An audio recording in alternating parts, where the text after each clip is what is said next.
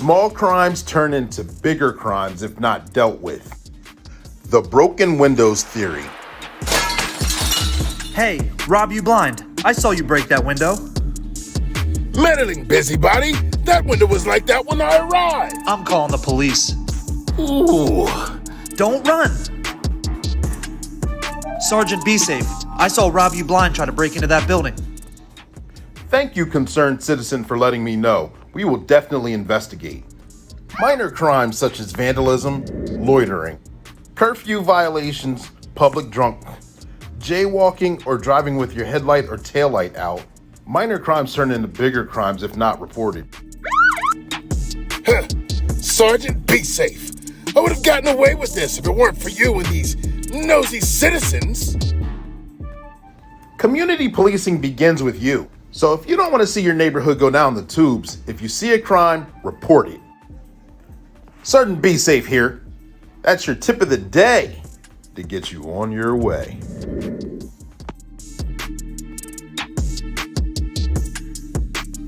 Subscribe now.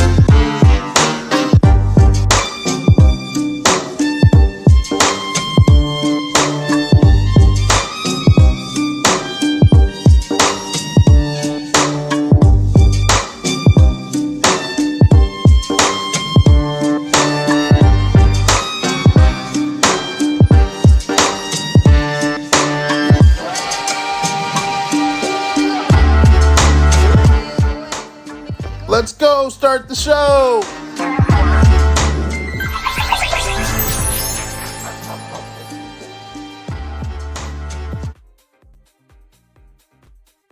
Good evening, ladies and gentlemen, boys and girls. Welcome back to Black and Blue for another episode. Like most of you already know, we go live weekly with a special guest, and I got a special guest, a super treat for you guys. He's in the background. I'll introduce him in a minute, but thank you guys for tuning in. We go live once a week with a special guest who is law enforcement or first responder, former law enforcement or first responder, like we normally do. Whether they're seasoned, whether they're rookied, whether they're retirees, we go live along with their publications, their trainings, and their experiences. So we bring a lot to you. But so if you're looking for see how the experience of being a law enforcement first responder, this is your place. If you're looking to get into the job, this is your place. If you're looking to share and understand the stories and publications that come out, this is your place. This is your platform. I'm Coach Clee. I'm your motivational speaker, your empowerment coach, your author, and your favorite baker's favorite baker, Coach Clee, coming at you. We got a few people here. Shayla's in here. Thank you for tuning in. Please tag, like, and share. This is an interactive show, so make sure that you get your comments ready and we will acknowledge them. Get your questions ready as well. Like I said, since it's interactive, if you're looking for a shout out, you got to put your name and where you're from in the comment section. That's the only way I can see you. Okay, put your name and where your comment section, and I'll give you the shout out that you're looking for, because we're streaming on 5 different platforms. That's right, 5 different platforms. We're on 2 on Facebook, 1 on LinkedIn, and 2 on YouTube. So make sure if you're whichever streaming platform that you're on, make sure you tag, like, and share that information. Know the comment. I have a few comments in the comment section. They don't show up on LinkedIn unless you're actually on LinkedIn. But if you put something in there, I'll acknowledge it. All right. Thank you guys for tuning in. We got a special guest, like I keep saying. I'm happy to have you guys here. We're moving forward. We got a lot of good things coming down the pipeline. This show is sponsored by One Way Publishing. And if you don't already know what One Way Publishing is, One Way Publishing is your dream come true. If you ever wanted to be an author or get your ideas out or write your own book, their motto is they can turn a mere thought and turn it into a book that's bought. And I know firsthand myself, I got a few books back there, and they also have a few clients. They sponsor the show. They sponsor Sergeant Be Safe as well. And I can explain it all day long. I can go on and on about if you want to write a fantasy book, if you want to write a biography, nonfiction, textbook, cookbook, instructional book, self-help, whatever it may be, children's book, whatever it may be, they can get that done for you. So make sure you check that out, not now, but after the show. The website's in the scrolling below, and it's also in the comment section, workwithclee.com. That's how you can do that. But I could talk about it all day long, like I said, but here's a commercial that can explain it 10 times better than me. Publishing. Have you ever wanted to explain something, tell a story, or leave a piece of you behind? Have you ever wanted to write your own book, but not specifically know how to do it? Well, get ready. One Way Publishing's here. We can turn a mere thought into a book that's bought. People need to learn from you. They need to hear that story. Kids need to read that book. Imagine if you wrote your own children's book and get to read it to your kids. Here at One Way Publishing, we can get your fiction, nonfiction, fantasy, instructional, what have you, done. All at a reasonable price and definitely a reasonable time frame. And if you don't believe me, ask Sergeant Be Safe. He's working on his right now. He's definitely writing the best chapter of his life. Make sure you check out his cartoon skits that air on the podcast Black and Blue. As Sergeant Be Safe said, that's your tip of the day to get you on your way.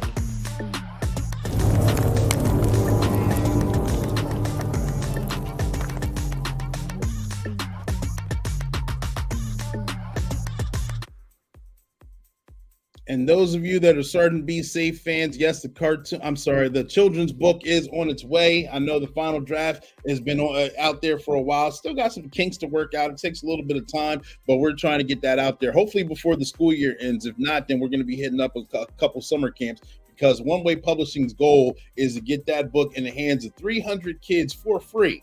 And so make sure you guys tune in and watch that happen. It's going to be tremendous and great. Also, if you're looking to be on the show, the podcast itself, send a message to the website, Work with Clee. If you're a law enforcement first responder, you want to be highlighted on the show, you want to have your time to shine, absolutely. We'll schedule you and we'll get you on the show. But of course, without further ado, the reason why you guys are here, the meat and potatoes. Let me go ahead and get the banner up here. Give me one second. There we go. Bam and boom. The reason why you guys are here, I got a special guest in the background. I'm glad to have him here. I'm excited to have him. Many of you that are in the law enforcement field grew up watching Cops. This is a gentleman who actually was on the first season of Cops. Okay, all right. And I'm excited to have him here. I'm excited to have him tell his story. He's done 6 years in the U.S. Army as a military police officer. He worked for the Broward County Sheriff's Department in Florida for 25 years. While his stint there for about 13 years, he was on the SWAT team as a hostage negotiator. He's a former bodyguard to some in the entertainment field, and he's also an author of 6 books. Correct me if I'm wrong, but author of 6 books, and a few of them just came out recently. And so we're going to talk about all that. We're going to get him here, but Sergeant Be Safe wants to welcome him to the platform.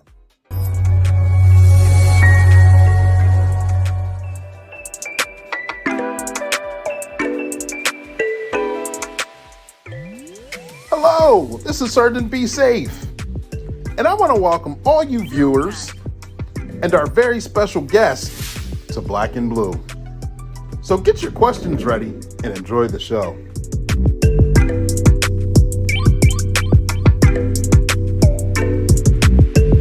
Film Pack.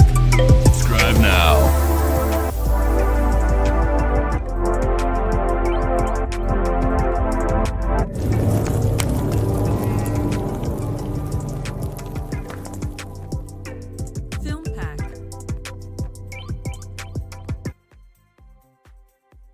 And I know I didn't say his name. I did that on purpose. His name is Glenn Topping, and most of you may know him. Others of you may not. And the reason I didn't, because I got a special treat for him and you guys. Stay tuned. I know you guys may be getting tired of these videos, but they're for a reason, and they're a lot of fun.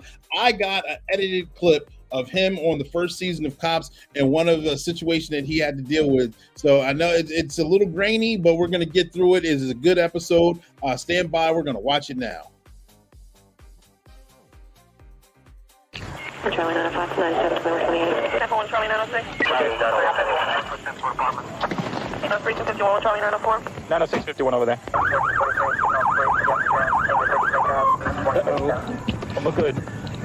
Okay, who's There's a Cadillac that hit her. Where's the Cadillac? It took off. Oh, it was a hit and run. He pulled down just beyond the open office side. He sat for a second, then he took off. Did anybody here witness it?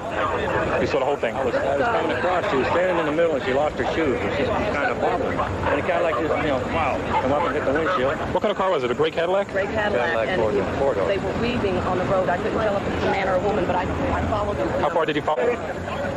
What else? You got another one? Nobody knows who she is, so it's going to be a hard time finding out at the hospital. Thanks. You're going to be at the hospital? I don't really think I need to go there for anything. Right? Is it? She's got major injuries. How many? Well, it's going to be a 7 or what? No, but... Okay. Hit 2829, 648, Hotel Uniform X-ray. 429, 1978, The hit and run is very serious, and it's very unfortunate that the victim has to be left there suffering while the person decides not to stop. 10-4, the vehicle is at the residence. We'll have Hollandale 56 here. Do we know who was driving it or anything? Not 100% sure at this point in time, but we're going to go and talk to the people inside. And the tag goes back to somebody who was born in 1910. So okay, I'm sure you're more familiar with, yeah. Okay. Let me turn my car. Okay, I just want to check the front end of this car. This is definitely the car, though. No doubt about it. Is this your Cadillac out here? Yes. Okay. I'm going to have to advise you of your rights, okay, before I ask you any questions, okay? Do you understand? We're investigating a hit-and-run accident with injuries involving your vehicle, okay? I don't know how it happened. He just hit me in the side. He wasn't in front of me. Well, who was it, a man or a woman? Or... It was a woman, an older woman. Well, she must have been drunk. It ran into me. Well, I don't think the person ran into you. You have some blood stains on your bumper on the right side. No, I don't. Yes, ma'am. Come on out to the car and we'll show you. No. See these? See these spots? Don't touch them. Grandma, don't touch him. No, it's not rust. Grandma. Some dry blood over here. See a couple of hairs here in the corner of the hood and the door jamb, and possibly gray hair. Some dry blood here. Here also. Rose? Okay, there's some hair right here if you want to. 10-4. Yes, Rose, please back up there. We're going to go ahead and tow the car. No, please. Okay, he's got to do what he's got to do, okay? We have to take the car because it's evidence, right? And it's going to be impounded. There's a chance you might get it back. There's a chance you might not get it back. Is your grandmother on any medications or anything like that? Or she's going to have to go to jail tonight. Hardly see her. I said, so must have been my imagination. What's your step going up?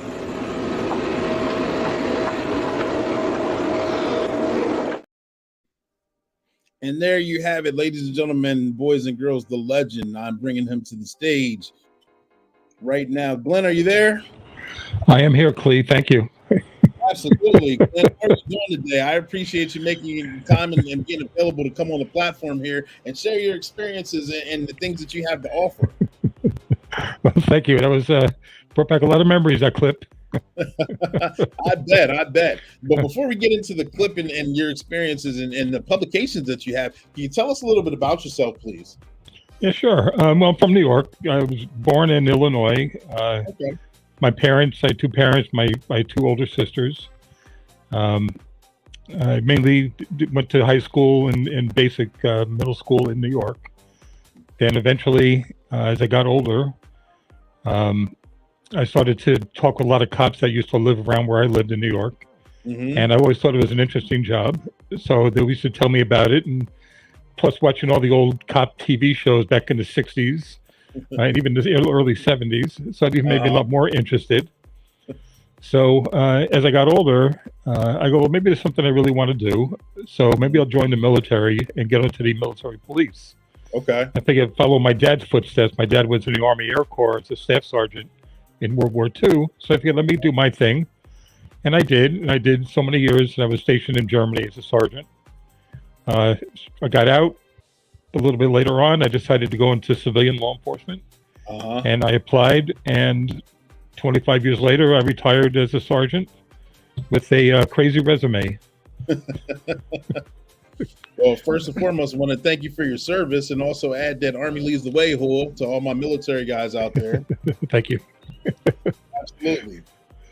And so throughout while you were coming up, while you were watching the cop shows and you joined the Army as an MP and became sheriff of Broward County, did you have any mentors or anyone that helped influence you, that inspired you that along the way to help you become the person that you are now?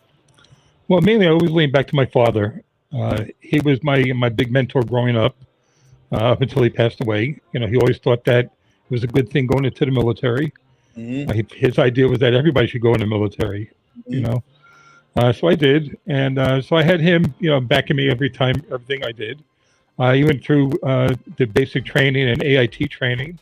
I had a lot of good trainers that taught me well.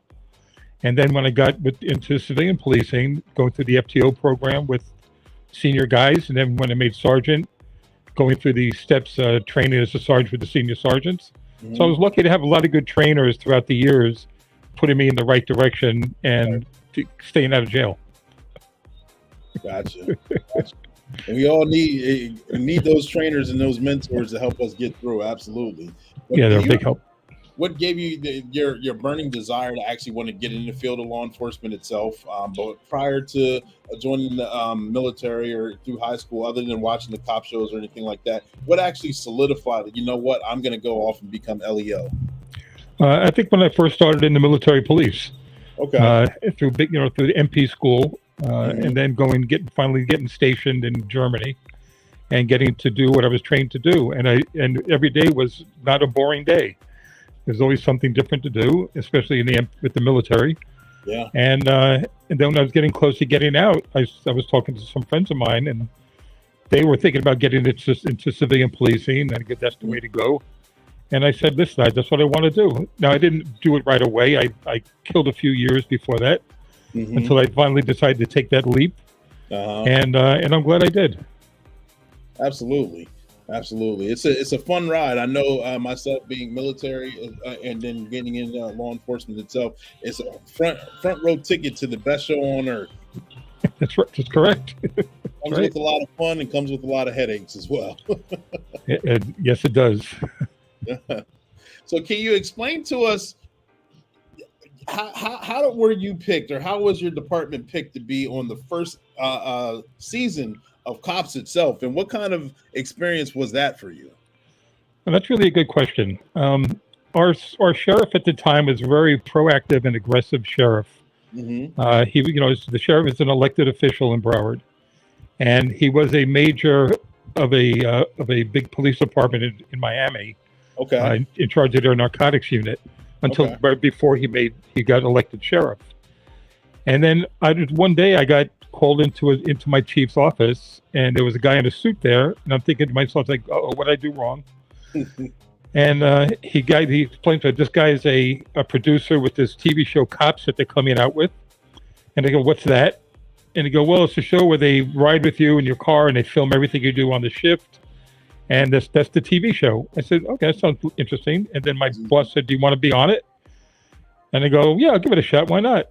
So he goes, you're one of the most proactive and progressive guys I got working here. So hopefully it'll make a good series, some good shows. So I got picked, and I had him ride with me for about a week and a half, filming, day-to-day stuff.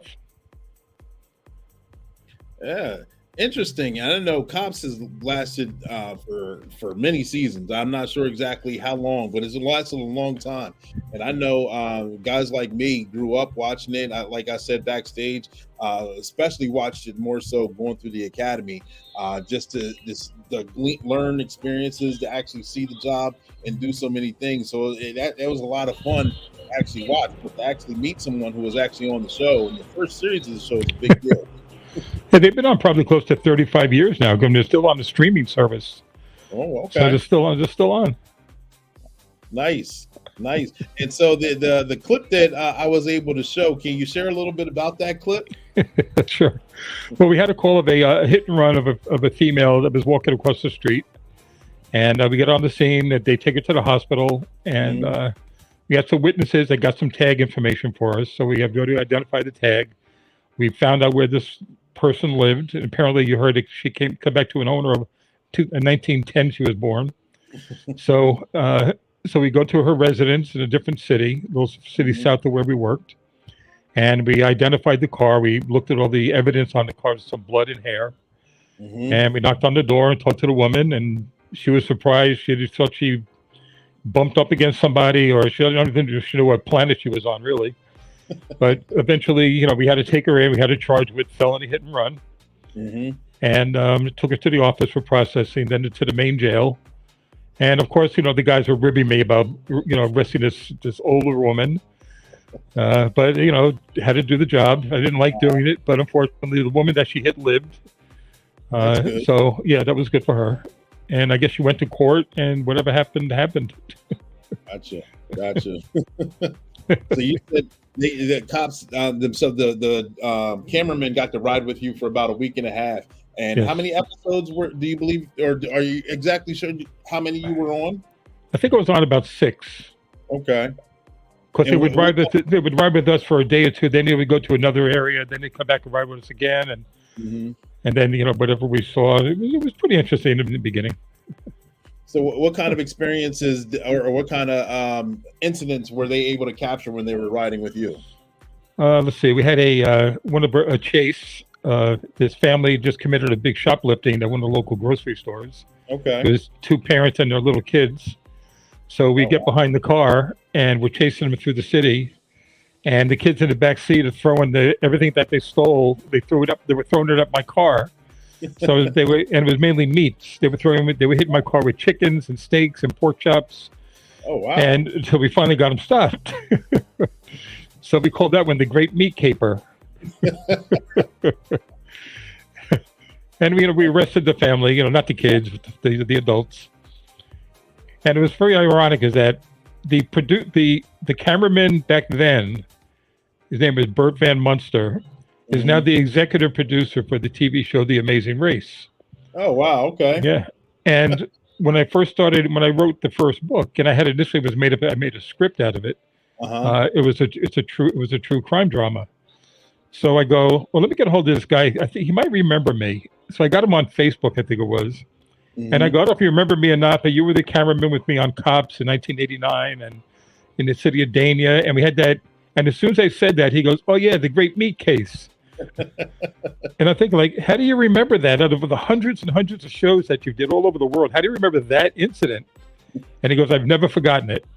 Wow. So that's a little side story. Yeah, I bet that is something to me. Again, I said the first front row seat to them. You can't make this stuff up. You can't make it up. That's right. Getting in a chase and having meat being thrown at your vehicle. Yeah, it was.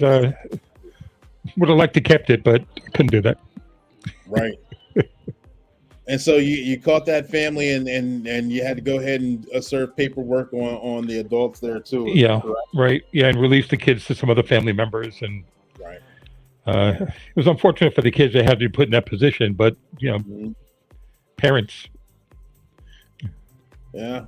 So what kind of other experiences did you have while not on Cops in your 25 years of service with Broward County? Some good, some bad. Did you have anything else that you could share with us? Well, I was an organized crime detective for a while, working narcotic and addiction at the airport, doing smuggling cases. Oh, that's wow. We would catch people sneaking through kilos of cocaine, marijuana, gun silencers. And you'd be surprised what's on your airplane. This is back in probably around 1990-ish. Okay, somewhere around there. We did a lot of drugs coming through the airport back then. It was during the old cocaine cowboy days. Got a lot of guns coming through the airport. Like I said, we got a couple of machine guns that were in bags that were being taken up north. We worked a lot of times with DEA and customs. But then the reverse of that would be we'd be notified that some people are coming down with cash, 150,000 in rubber band money. So we would stop them and ask them, what's going on with all this cash? Well, we're here to buy a boat. Okay. All right. So where'd you get your money? Well, we have a lawn service. Okay. All right, well, we're gonna seize your money, because we take you down here to buy dope. And if you can come up with some real reasons as to where you got your money, you get it back. And we never had to give any money back. Easy so, seizure. So we did a lot of seizures. That plus we would follow if we made any arrests. We would also follow that up with go to the residences where the coke might be held. We would take a lot of cars, take a lot of computers, take a lot of cell phones. Anything that was used in the commission of the felony, we would grab. Right. And we grabbed a lot of stuff. And if we got really nice cars, we would put them under the sheriff's insurance and we would use them. So when you were doing that, you were on the Vice team? On the what team? I'm sorry. I'm sorry, that you were on the Vice or task force, being able to seize cars and then use them to that was during the organized crime days. Gotcha. So it was mainly a narcotics unit. We'd work the buses and the airports. And one of our seizures even made it to the Supreme Court. Oh, wow. Yeah. What was that like? We lost. Well, we were on a Greyhound bus, and we were walking through, and we would see people walking on the bus with their baggage. And then we would walk up with one guy and we'd say, how you doing? We're with the sheriff's office. Where are you traveling to? Then they would say, do you have any bags? No, I don't have any bags. Okay, so we look overhead, and the bag we saw him with we would take it down. And we go, this isn't your bag? Oh, no, it's not my bag. All right. So I don't know if you've been on those buses where there's one little aisle to walk up and down, Yeah. So we open up the bag, and there's a bunch of there's like a kilo of cocaine in there, and his ID, right? So he goes. So the problem was that we arrested him. We took the dope. They went to his attorneys, and they go, well, he felt he wasn't free to leave because you guys were blocking the access, and he wasn't under arrest yet. So they took that to the Supreme Court, and the Supreme Court ruled in their favor. We had to leave an avenue of egress for him to get out if he wanted to walk off the bus. And you live and learn, but we didn't get back to dope. Yeah. Understand. So that was an interesting case. So many things to experience. What was it like to actually be on the SWAT team as a hostage negotiator? Can you share any of those experiences? Oh, sure. Well, I was on it for 13 years. Eventually became like the lead negotiator. I went on a lot of call outs. Just getting on the team was a pain in the neck, but you have to get through all the training and the interviews and the background checks and all the other stuff. But once you're on the team, it was fun. Back then, we didn't have cell phones; we had pagers.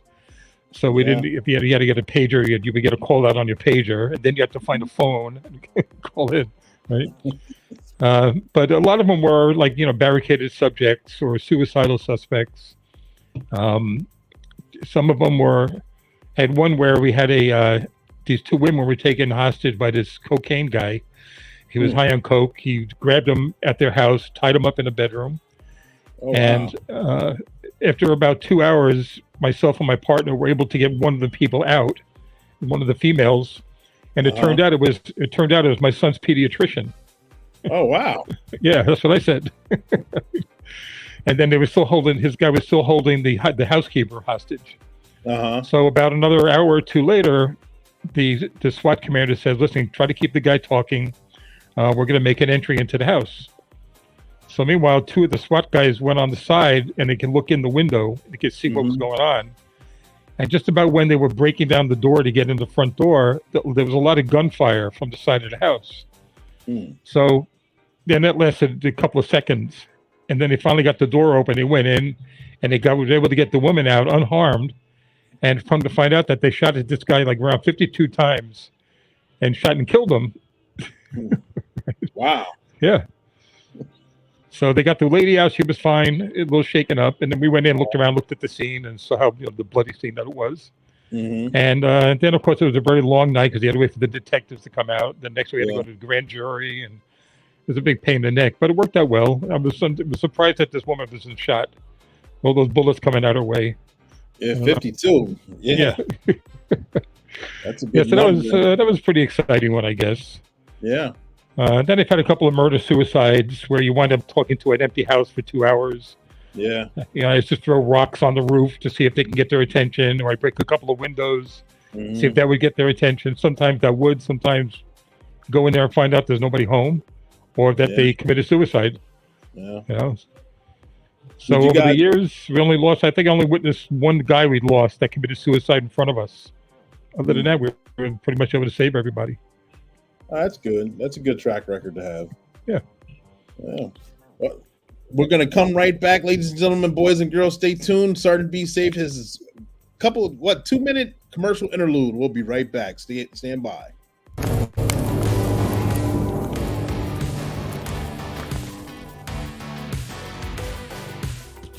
Insanity. Doing the same thing over and over and expecting different results. Sergeant Be Safe here, and I'm stuck in the office. I'm stuck. You want to know why? I'll be completing reports for stolen vehicles. Yeah, that's right, stolen vehicles. I tell people all the time to lock their doors and put away their valuables. However, this continues to happen. Do you know that about approximately 95% of all auto thefts can be prevented? Here, let's go for a walk, and I'll show you a few examples. Example number 1. You go to the store and you leave your car running. Little do you know that Chance Wilder's on the prowl. He sees your car running with the door unlocked, gets in it, and they're off! At the start. Oh no! Frustrating. Let's move on to example number 2. You're at home and the car's parked for the day. But you feel safe and secure and believe this could never happen to me. And there's Rob You Blind going from car to car. Just got caught though. Poopa, be safe. Hands up. You're coming with me. People leave their car doors unlocked, and believe it or not, their keys in them.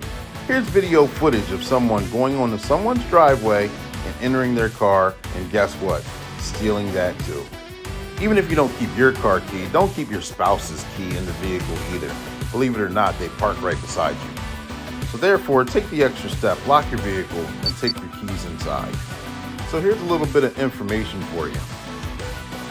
If your car is ever stolen, and then I find it and recover it, it's usually not in the same condition that it once was. It could have been involved in a motor vehicle accident because of joyriding, or just have more dents, scratches, and damage on it. You'll get an incident report and a tow bill. Your insurance company may cover the towing and recovering fee, but you could also have to come out of pocket with some extra expenses. So now let's move on to example number 3. Parking lots at major businesses are prime targets.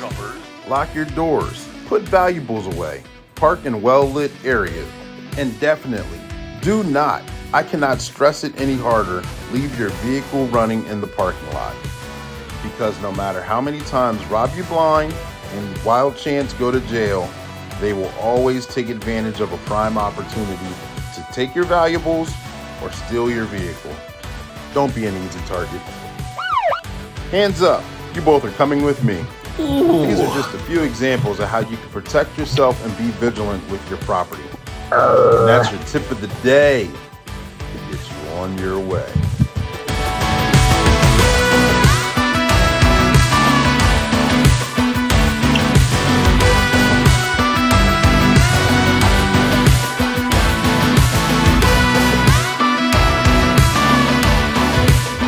Subscribe now.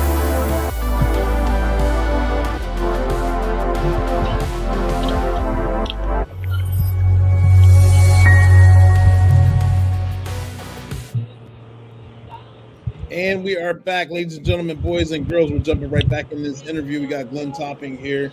We talked about his rise to fame, or so to speak. He was being aired on the first episode. Not the first episode, the first season of Cops itself, being in the military police.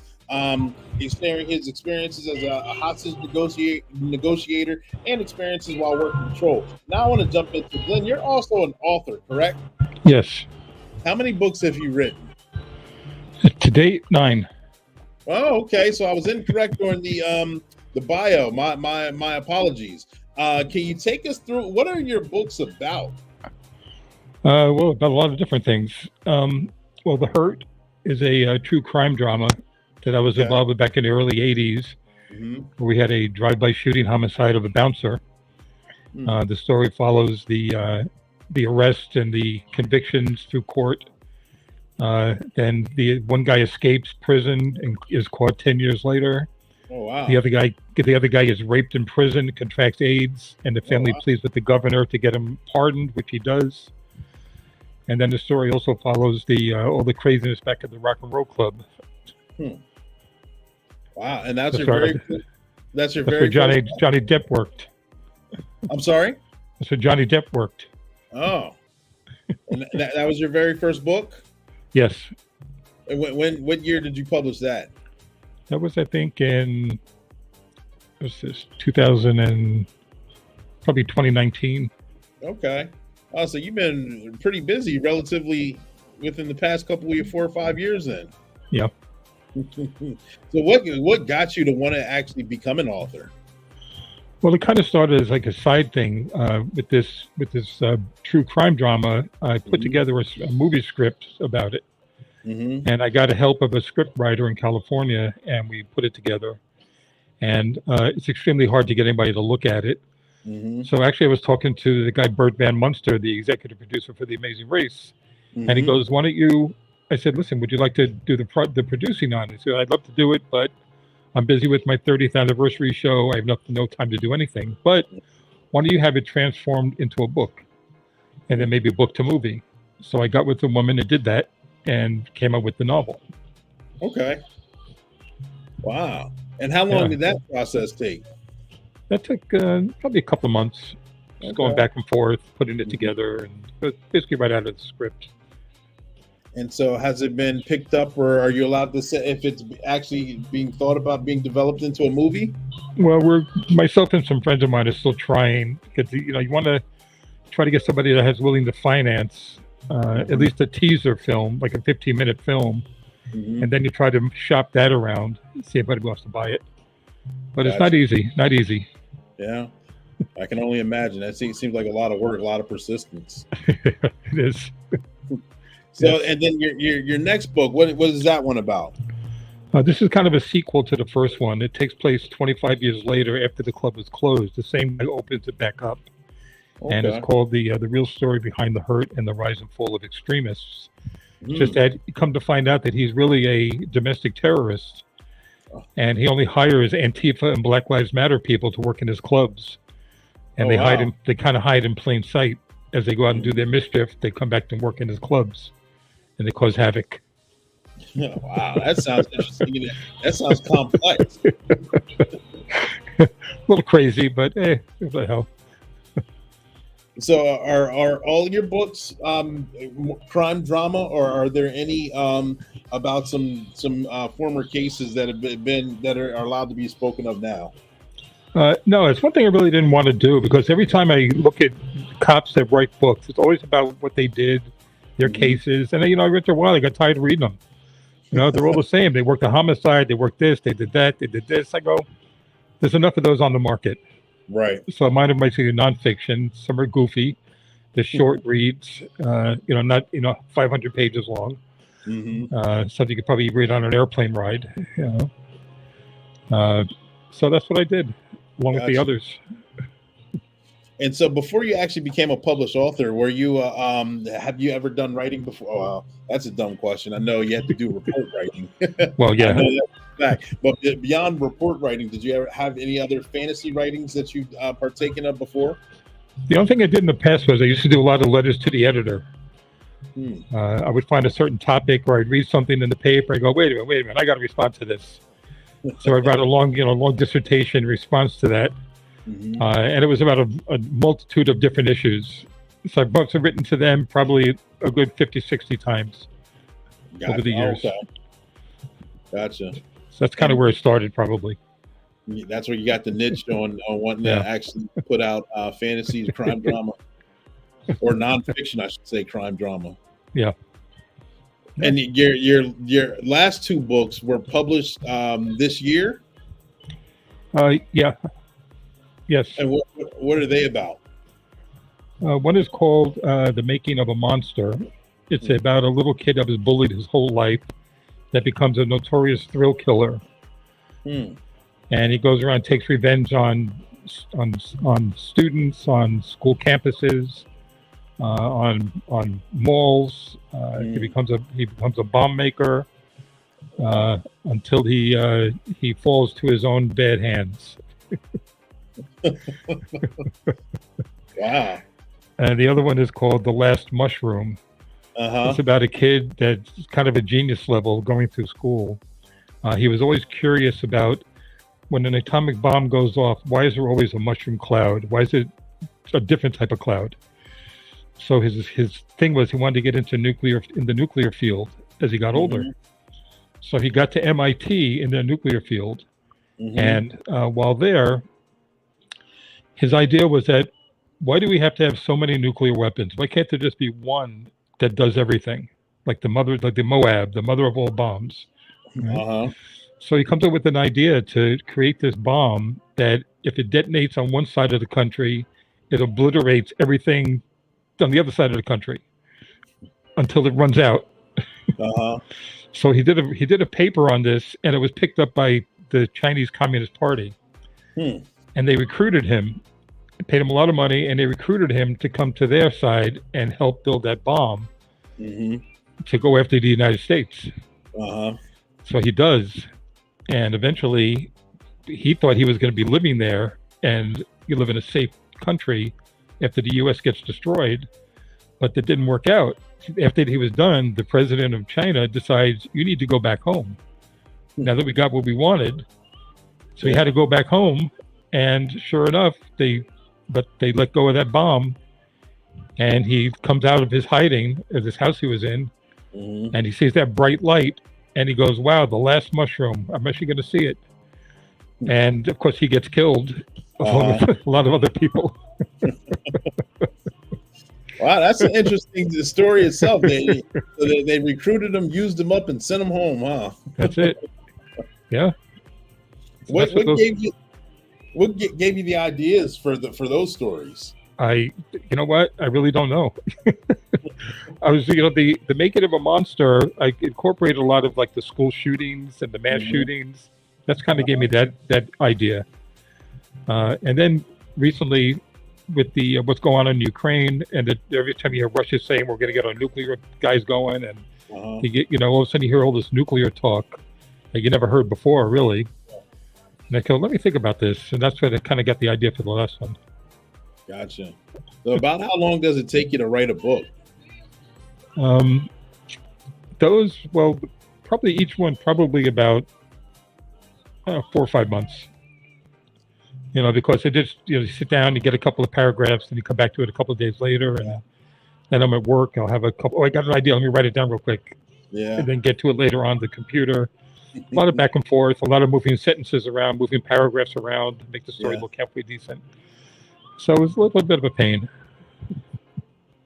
Yeah, trust me, I know. I got a couple books myself. I haven't written any nonfiction, but that's my ultimate goal, is to get some nonfiction done. I have a couple of first drafts and scripts done that I don't even talk about yet because I'm still working them, tweaking them.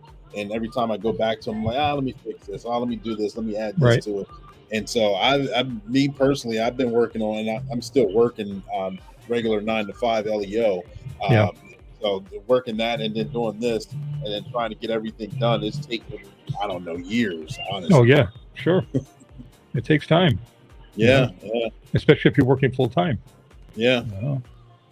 And then actually wanted to have it done and have it perfected. I don't think there's ever a perfection that will be 100% satisfied, because I'm always trying to tweak or change something. Yeah. Although the editor is telling you what to do. Yeah. So do you have any other books on the horizon that's working away at your brain right now? There's one coming. It's going to be called The Call Out. It has to do with all my hostage training, my call outs. I worked as a negotiator. And then another one I'm looking at is called America in Decay. Talking about how this country's going down the tubes. Yeah. In more ways than one. Yeah, you ain't lying. And so you say you have time to write those books, and you still working as well? What are you doing? What are your current responsibilities? Well, right now I'm working for a private driving school here called Cantor's Driving School, I'm I work as the senior instructor, because I've been there the longest. Okay. Plus I give the driving tests for the state. Oh, okay. 'Cause that's what I'm doing. Gotcha. Sometimes it's a little more hectic than being a cop for 30 years. Yeah, it's tough to get rid of that knack, huh? Yeah, my wife tells me, she says, "You're not a cop anymore. Knock that off." Not that easy. That sticks with you. Yep, we got Jamon here saying good evening. Thanks for tuning in. Yep. So let me ask you this. I know that you said that you were a former bodyguard in the entertainment field. Yes. How long did that last, and what exactly did you get to do? That was over about a 2-year period. It was working as a bouncer in this rock and roll club down here. It was a very famous club called the Agora Ballroom. Okay. And a lot of up-and-coming musicians started there. MTV started there also. Oh, okay. This is back in the early 80s. Mm-hmm. So a lot of people would come up there and they would basically test out their music. And then eventually they made it to the big stage, the big venues. Uh-huh. So when we had, but also our head of security had a contract to do the personal guard work when these rock and roll groups come into town. We'd have to pick them up at the airport sometimes, or escort them to the venue, stay with them in the hotel, escort them to and from, hang out with them, so that nobody goes after them. Uh-huh. So I got to hang out with a lot of these lunatics over the years. It was a lot of fun. Anyone in particular that has rose to the highest heights that you got to hang out with? Sure, a lot of them. Billy Joel, Okay. Van Halen, it was Neil Diamond, Joan Jett, Pat Benatar, Journey, AC/DC. Mm-hmm. I mean, all these guys are still around today. Yeah. Did you So have and there's probably a lot more in there too. Yeah, I believe that. Did you have any major incidents that took place while hanging out with them or guarding them? No, I think not really. There was one during, I think it was the Pat Benatar concert. Somebody said that somebody had a gun in the audience, and we had to get back on stage and grab her and get her off the stage really quick. Mm-hmm. And the guards that worked inside, I guess they found out who it was and they grabbed them. And then it was showtime again. Other than that, Van Halen not Van Halen, was Van Halen? I think Van Halen, they did a 2-day show.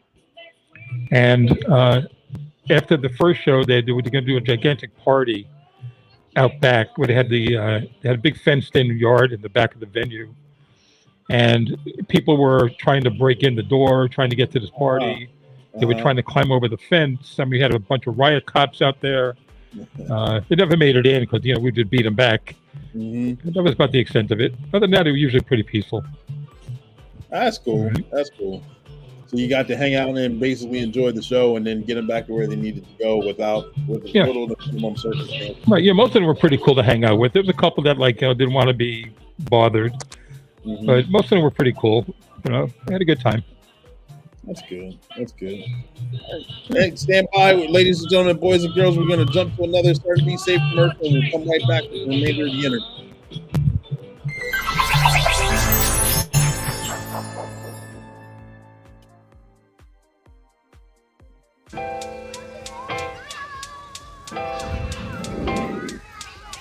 Settle down, class.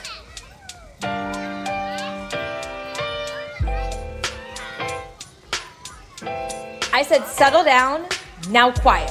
Hey, it's Sergeant Be Safe. Hi, class. Sergeant Be Safe here. Hi, I'm Kasaya. I'm the class speaker for the day. Here's my list of questions. Why did you want to become a police officer? I wanted to become a police officer to help out people and kids like you. How long have you been a police officer? A little over 15 years now. How did you become a police officer? I had to get good grades in school, and I graduated from the police academy. Why do you like being a police officer? Because it's the type of job where every day could be different. The kids had a great time. Thank you for visiting with us, Sergeant Be Safe. I'm glad to hear it. I had a great time too. Now you guys go and be safe.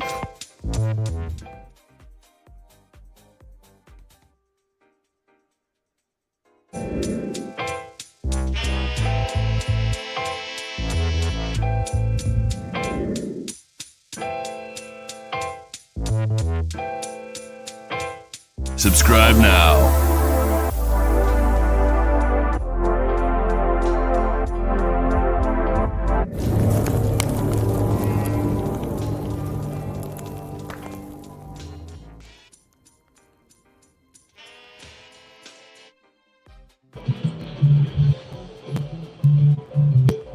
And we are back, ladies and gentlemen, boys and girls. Thank you guys for tuning in. We're here with One Top, and we just got to discuss how he was a bodyguard to the work security for clubs in the Florida area for some rock and roll stars, and how he got to hang out with them. One thing I forgot to ask when we were live before the break was your books. If anyone wanted to get a copy of your book, how would they? What's some contact information? How would they go about getting a copy or two? All nine? Well, they can go on Barnes & Noble or Amazon for Kindle or Nook, and they're all there. Would they be able to type in the titles of the books or your name or a little bit of both? Probably either one. Okay.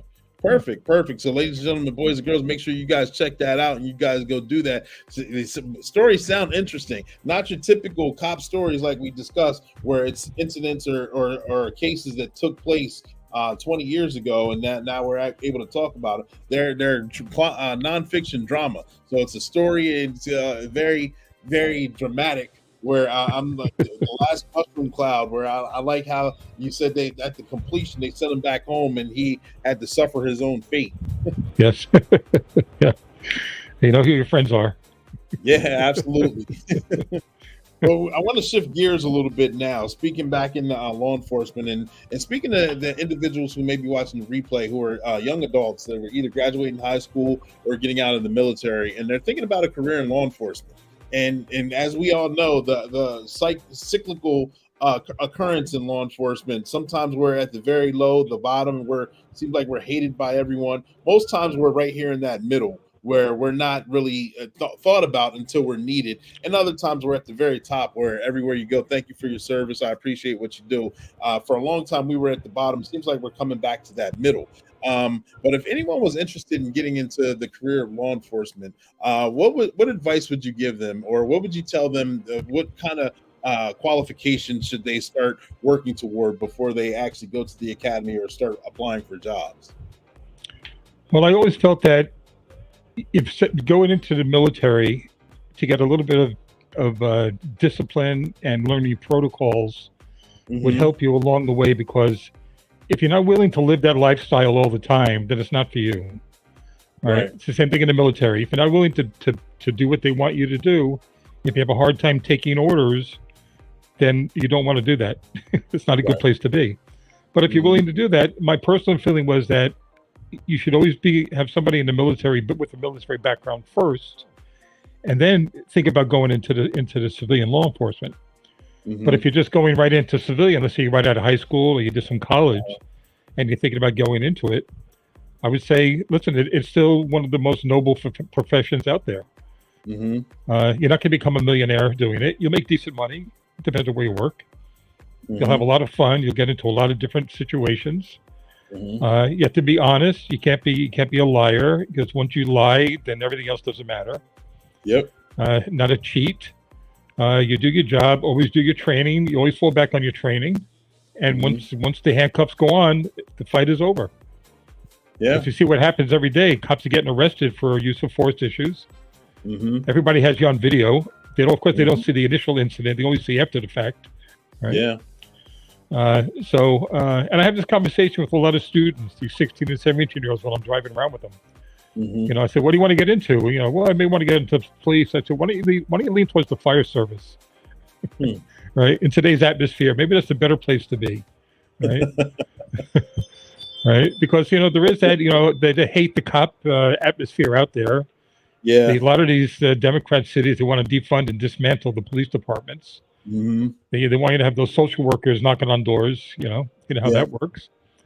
So it's like I said, it's something that you have to be willing to do, and willing to do for a long time. Because just getting to the point where you're on your own is a pain. Going through all the training and the FTOing and the background checks and interviews, and then 2 years later, go, this isn't for me. Right? That's so I say, you know, think about it. think about the time and the energy you're going to invest in it, and be safe. You always fall back on your training, and hopefully you can get through a decent career and get a decent pension at the end.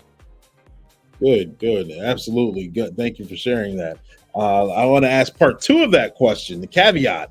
So now we're talking to seasoned vets, guys who've been in 10, 15, maybe 20 years, however long it's been. Of course, they've gone through the crisis of everything that's been going on in the world. You see what's going on in every major city, every major state here in the nation. People are quiet quitting. People are, if they can get out there, retiring at mass numbers. I think we have more retirees now than we do applicants. And it doesn't look like it's turning around anytime soon. What advice would you give a seasoned vet in this kind of climate or atmosphere now? Well, that's a tough one, because I know I hear every day, hundreds are retiring, or they're just leaving the force early, and you know why? Because their administration, they're not getting backing by anybody. They want to defund them. They want to take away their tools of the trade. But if you've been around 15, 20 years, I would say probably, you've seen it all and you've heard it all already. It's probably not going to change. So stick it out. Just continue to watch your 6, and come to work, do your job, and go home. And then hopefully that retirement date will get closer and closer, and then you can wave it goodbye. So put your nose to the grindstone and get it done, huh? Yeah, I mean, you don't want to leave after 10, 15 years. Finish it out, get a better pension, hopefully, and and just leave it behind. It's I retired from the agency in 2009 after 25 years, and it's like the only thing I miss from that job is my car, because I had a take-home car forever. Other than that, I really don't miss the job. I talk to cops all the time where I work. I run into them. They used to work for me, and their attitude is, "Well, I can't wait to get out of here." I said, "No, just stick it out, man. You've been here long enough. Just stick it out another 5, 6 years. Just watch yourself, and hopefully you can get out with no extra holes in you." Yeah. So what's life like after retirement? That's a big question that comes up often. It's nice. It's no more headaches, no more getting call outs early in the morning. I do my thing, my driving school job. I come home, my wife, we have dinner or lunch, whatever, I'm home. And, my boss is very lenient with time off. If I need a week here, a week there. Okay. I get it. I have a house in North Carolina up in the mountains I go to a couple of times a year. Okay. Which I'll be going to in a couple of weeks, and leave everything behind. Yeah. Just go fishing or go boating and chill out. Go zone out. Much needed. Absolutely. I hope you enjoy. Oh yeah, I do. So let me ask you this: what is your end game goal as far as writing books and sharing knowledge and sharing your nonfiction crime dramas in about 3 to 5 years, or end game goal? What would you say your end game goal would be for that? Well, I think just to continue with whatever idea that pops up in my head at the time. Think it out if I want to continue with it or not. I probably will, because I got that niche now down. After the first one, it got a little bit easier. Yeah. So I hope I really wanted to move to my mountain home and continue it up there, but that's not going to happen, obviously. Just probably continue what I'm doing. I'll probably do the driving school thing for maybe another couple of years, and then be totally retired. Dream come true, huh? That's what everyone can't wait for the day where you could just do what you want when you want as a total retiree. Right. Then you could work on that honeydew list. Yeah. You fixing up things around the house. Yeah. All right, stand by, ladies and gentlemen, boys and girls. I'm gonna cut to another commercial here, and we're gonna come right back. One more question, all right?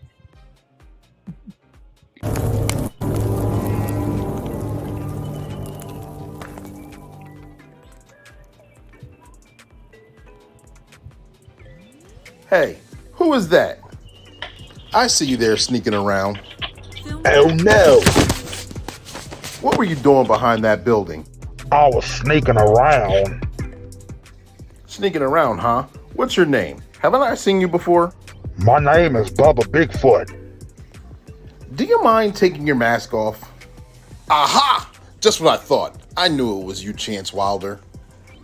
You shouldn't lie and give a fake name to the police. Now I'm gonna have to take you in. I'm caught again. I'm glad it wasn't me this time. It would have been a real bummer. You should always be honest, upfront, and courteous when dealing with the police. Otherwise, it causes all sorts of other problems. Wild Chance is back off to jail. Film pack.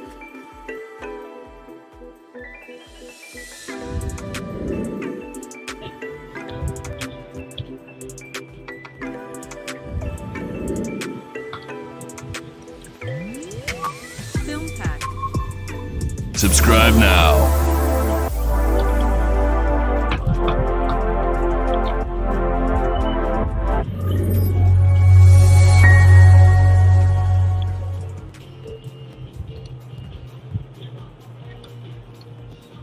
And we are back again, ladies and gentlemen, boys and girls. We got Glenn Topping right here. Had a tremendous interview. Had learned a lot about you. Learned a lot about the hobbies like that you like to do, your career in law enforcement, and things that you like to take care of as of right now. But one last question that I like to always ask, and through the course of conversation, was there anything that I may have forgot to ask you, or jogged your memory, and anything that you want to share with us right now? The floor is yours.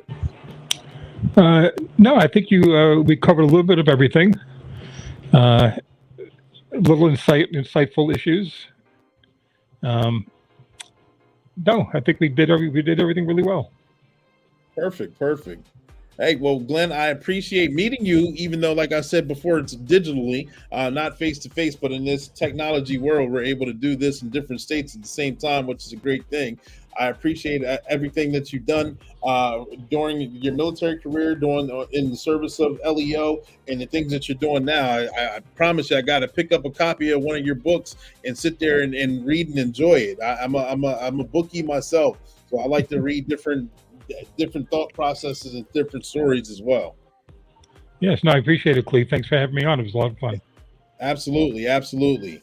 Ladies and gentlemen, boys and girls, thank you guys for tuning in. This is another episode of Black and Blue, where we go live weekly with a special guest in the LEO world, or first responder, law enforcement itself, where we talk about it, whether they're rookie, whether they're seasoned, whether they're retirees, in their publications, their trainings, or their experiences. And we have a lot of fun doing it, just like we did today. Thank you guys for tuning in. We're going to be going live next week. We got a special guest. I'm not going to say who they are. You got to tune in and see, but we're going to continue moving that piece forward.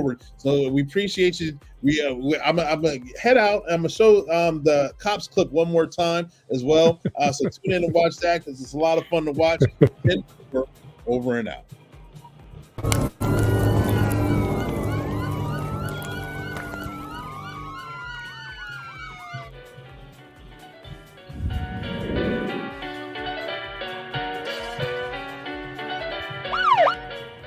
I can't wait until my new children's book is finally published.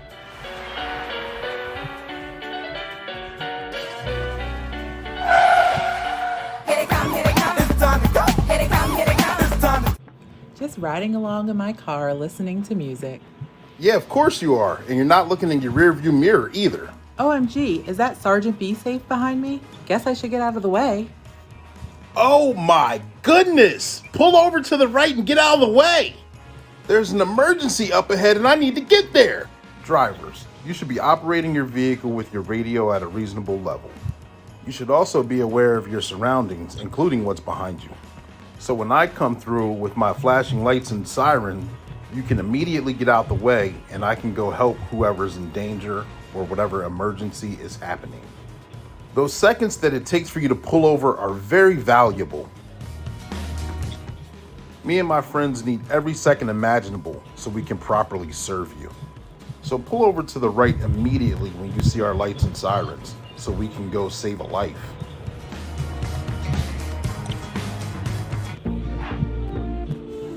Ah, my packages have finally arrived.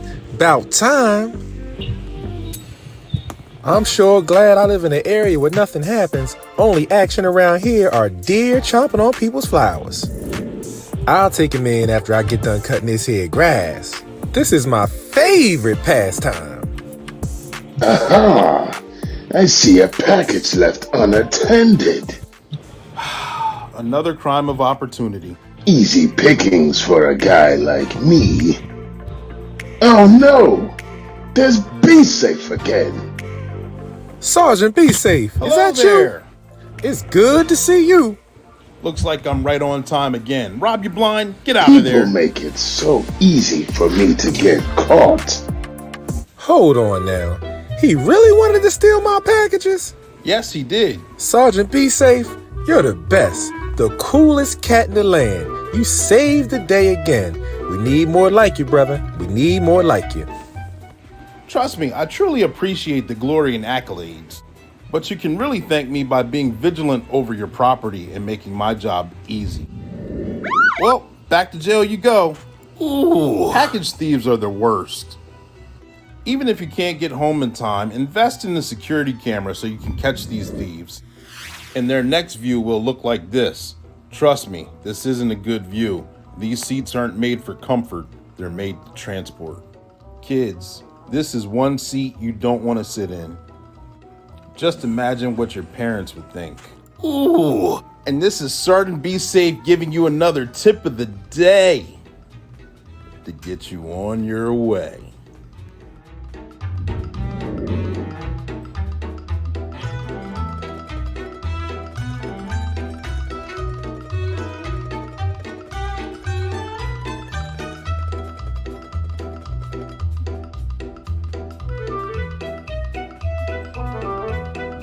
Subscribe now.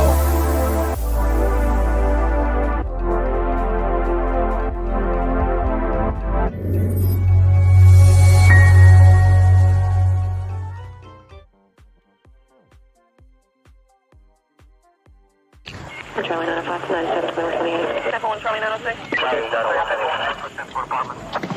3251, Charlie 904. 90651 over there. Oh, good.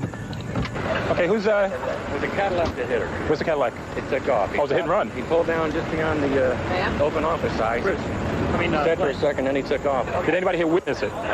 You saw the whole thing? I was coming across. She was standing in the middle, and she lost her shoes, and she's kind of wobbling. And the Cadillac just, wow, come up and hit the windshield. What kind of car was it? A gray Cadillac? Gray Cadillac, and they were weaving on the road. I couldn't tell if it was a man or a woman, but I followed them. How far did you follow? What else? You got another? Nobody knows who she is, so it's going to be a hard time finding out at the hospital. Thanks. You're going to be at the hospital? I don't really think I need to go there for anything. Right? She's got major injuries. How many? Well, it's going to be a 7 or what? No, but... Okay. Hit 2829, 648, Hotel Uniform X-ray. 429, 1978, The hit and run is very serious, and it's very unfortunate that the victim has to be left there suffering while the person decides not to stop. 10-4, the vehicle is at the residence. We'll have Hollandale 56 here. Do we know who was driving it or anything? Not 100% sure at this point in time, but we're going to go and talk to the people inside. The tag goes back to somebody who was born in 1910, so okay, I'm sure you're more familiar with, yeah. Okay. Let me turn my car through. Okay, I just want to check the front end of this car. This is definitely the car, though. No doubt about it. Is this your Cadillac out here? Yes. Okay. I'm going to have to advise you of your rights, okay, before I ask you any questions, okay? Do you understand? We're investigating a hit-and-run accident with injuries involving your vehicle, okay? I don't know how it happened. He just hit me in the side. He wasn't in front of me. Well, who was it, a man or a woman? Or... It was a woman, an older woman. Well, she must have been drunk. It ran into me. Well, I don't think the person ran into you. You have some blood stains on your bumper on the right side. No, I don't. Yes, ma'am. Come on out to the car and we'll show you. No. See these? See these spots? Don't touch them. Grandma, don't touch him. No, it's not rust. Grandma. Some dry blood over here. See a couple hairs here in the corner of the hood and the door jam, and possibly gray hair. Some dry blood here. Here also. Rose, okay, there's some hair right here if you want to. 10-4. Yes, Rose, please back up there. We're going to go ahead and tow the car. No, please. Okay, he's got to do what he's got to do, okay? We have to take the car because it's evidence, all right? And it's going to be impounded. There's a chance you might get it back. There's a chance you might not get it back. Is your grandmother on any medications or anything like that? She's going to have to go to jail tonight. Hardly see her. I said, so must have been my imagination. What's your step going up?